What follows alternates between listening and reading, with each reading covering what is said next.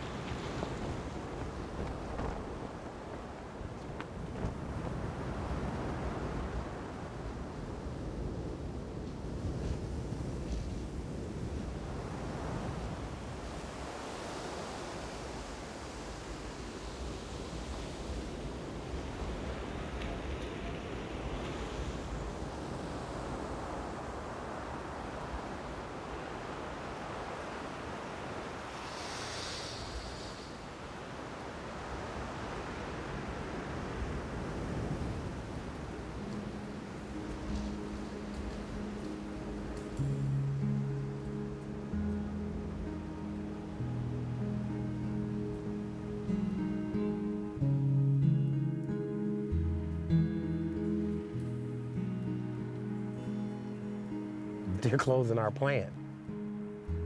This is our plant, you know.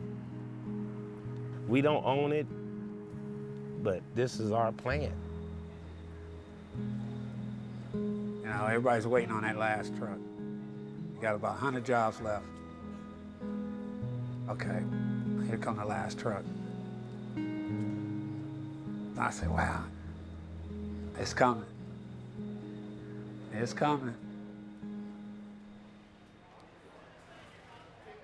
What went through my mind? This is it, this is real. I was like, this is it.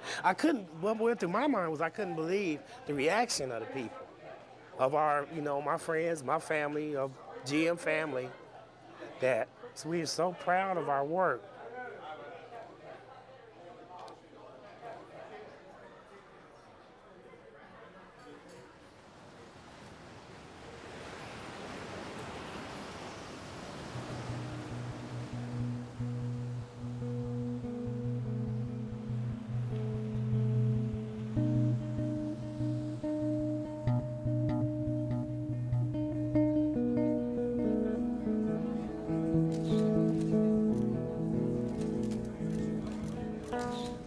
Today we're announcing our plan to, over time, cease production at 4 GM truck assembly plants. Moraine, Ohio, at the end of the current model year run, or sooner if market demand dictates. GM closing the plant in Moraine, sending a shockwave through the valley. Right now, the reason will come before the end of the year. 2,500 workers vanishing from Moraine. The plant turns out 4 different models of SUVs, something Americans are just not buying right now. It's not just GM. We are suddenly in the slowest auto sales market in this country in 15 years. This GM plant will close December 23rd, just 2 days before Christmas.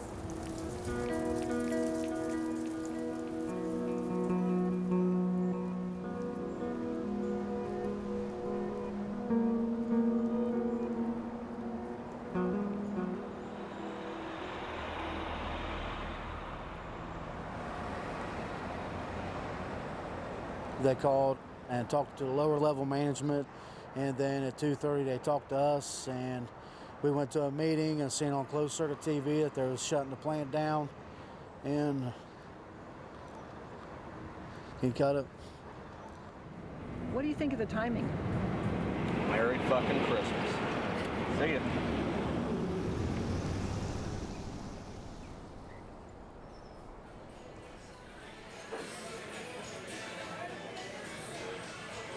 We're all shocked. I'm just kind of shocked. I can't believe this. After all we gave them, after all we done, and all the money we made them, they dropping a bomb on us like this. I grew up in Tennessee with nothing, you know, and I lived in the east end of Dayton when I came here with nothing. You know, and then I got this job. My mother-in-law got me this job, you know, and now I live in a nice house in a nice neighborhood. You know, my kids go to a good school. I've took my, you know, my goal is I've took my kids several places that they would never have gotten to go before unless I had this job. I thought I was going to retire from GM, and it didn't work out that way. So now I have to do something else. I'm 47 years old. I've got 3 kids that are grown, and I've got 6 grandchildren, and I would probably just, I don't know, I couldn't see myself going back to school. You know, not after doing this. This has been my life. You know, I'm a factory worker. I'm proud of it.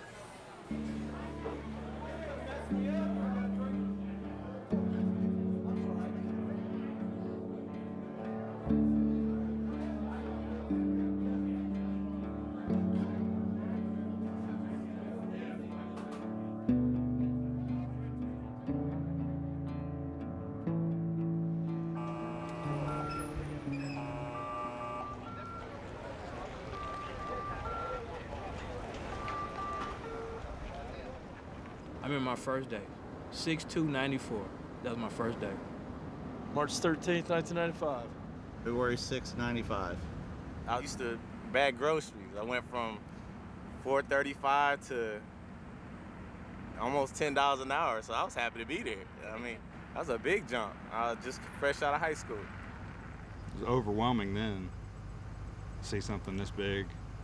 And I came from the Navy, so I was on an aircraft carrier, so. Everything was new and big and glamorous almost. It was very glamorous. 24 years old, walked in there, you know, of course being a female, walking into this plant with all these men. You know, and they were whistling and hooping and hollering, and we were young. We were only 20-ish back then, and we all looked good and tan and skinny. Our supervisor, Larry Osborne, big man, come up, you know, and comes and grabs us girls and walks us down the aisle, and, you know, first thing he asks is, you play softball? Yeah. Okay, you're on my team. Okay. You always get these ideas that there's going to be a lot of redneck kind of guys, you know, hillbillies, you know, they're going to beat you up or something, I guess. That's kind of weird to say, but you're always kind of scared of that kind of attitude. But you come in and it's just regular people, men and women working together. You just never thought that. It was rough.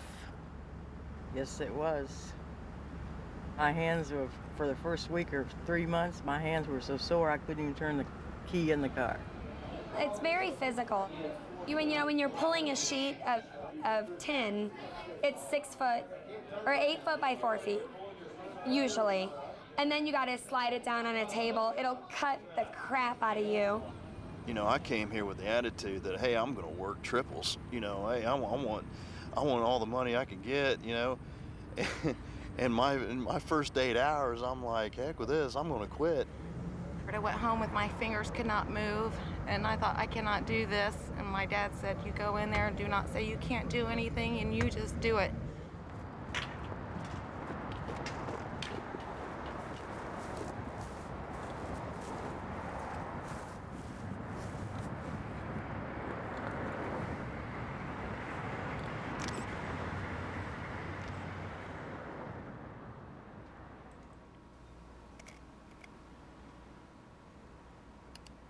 I work with a great bunch of guys.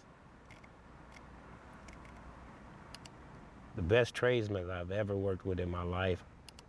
There's a lot of talent there. Hundreds of years of experience. These are vehicles we're building that people are going to be driving their families in. I thought it was the greatest job I ever had.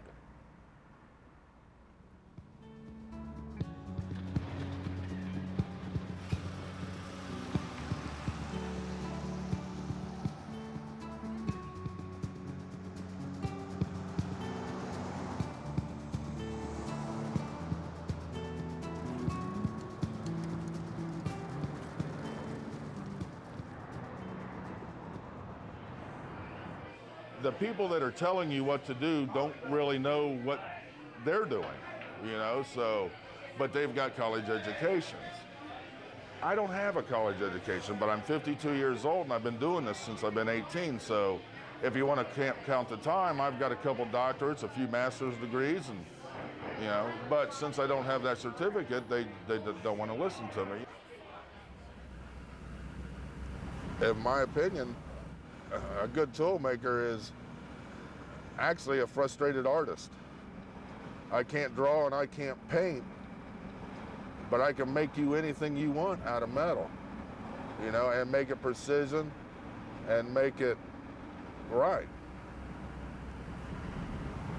The building itself is 3/4 of a mile long. It is all one building. I forget how many acres are under roof, but it's a bunch. There's something like 25 miles of conveyor in this building. Now, that's all body shop. We take all these pieces, window frame, your A post, your B post, your doors, and we actually weld them together to make the body, but it's just a strictly metal body. There's nothing on it. And this is a yard once they're done. It makes me sad to see that all these high quality vehicles are sitting here and nobody wants them anymore. But it makes me proud to see all these high quality vehicles sitting here, because I know what it went into building that. I know how much hard work's in that truck. To be downright honest with you, I really don't know what I think. It's just like a blender. You know, sometimes something will pop to the top, and then it'll disappear, and then something else will pop to the top, you know, and then you go, I didn't think of that, or... But deep in my heart, and it's probably fairyland stuff, but deep in my heart, I think we're going to get another product.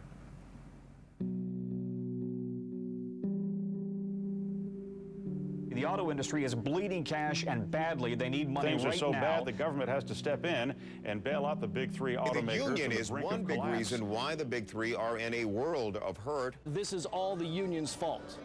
The abuses of the union system. If the unions won't bend, we should not lend. Labor costs are $73 an hour for Detroit, but only $44 for non-Detroit producers. For every employee they have, it runs about $70 per hour. UAW workers earn as much as $75 an hour. Charlie, look at that, $78 an hour for a GM guy. Who? GM workers. They said it on the news. GM workers make $70 an hour. Oh, that would be nice. I haven't seen that yet. I was out in the restaurant. It took everything I had to keep my mouth shut when I heard the people behind me cracking jokes on how much an hour we make. You know, I felt like just standing up and shouting over the booth, "We do not make that much money. Don't you people understand? It's exaggeration." I do not make $75 an hour. I probably make a third of that. And I would challenge anybody to go inside that plant and work on that assembly line 9.5 to 10 hours a day and say that I don't deserve that $25 an hour. Okay? There's nothing wrong with being able to provide a good income and benefits for your family. We don't make any more than Toyota or Honda makes an hour on that job. The only thing difference between us and Toyota and Honda is Toyota and Honda do not have the retirees to take care of like GM and Ford and Chrysler do.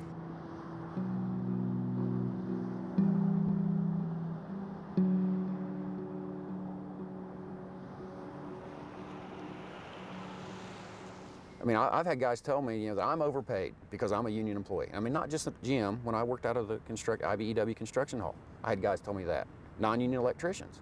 And I'd ask them, well, how much do you make? And, you know, this was several years ago. They'd say, well, I make $18 an hour. I said, well, we make 21. And you know what?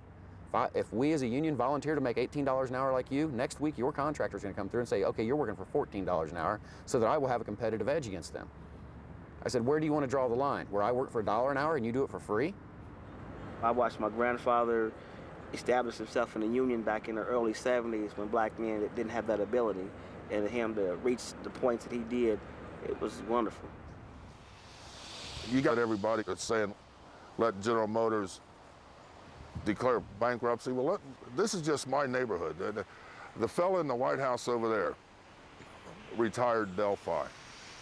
The fella where that black pickup truck is, retired Delphi. The house on the corner, I worked with, the guy's mother lives there, retired General Motors, retired from our truck plant. These people right next door, retired Delphi. For one block, there's 1, 2, 3, 4, 5, 6 houses that could have been affected by the bankruptcy. That's 50% of the houses just in this block that are tied to General Motors in one way or another, whether through Delphi or through General Motors or through the engine plant. That's, wow.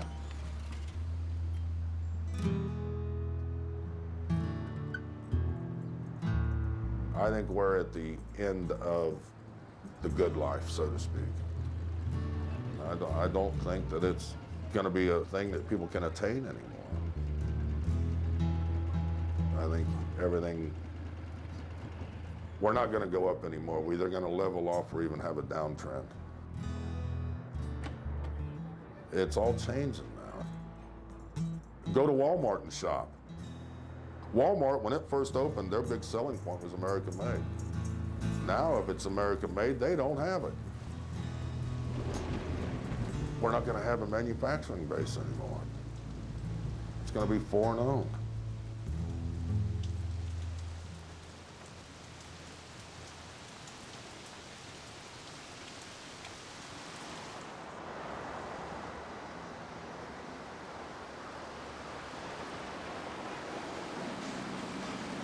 People are talking about it more and more every day, and in a way that's a good thing because people are talking about it, but also it's a bad thing because it's making you realize that the end is coming soon, you know?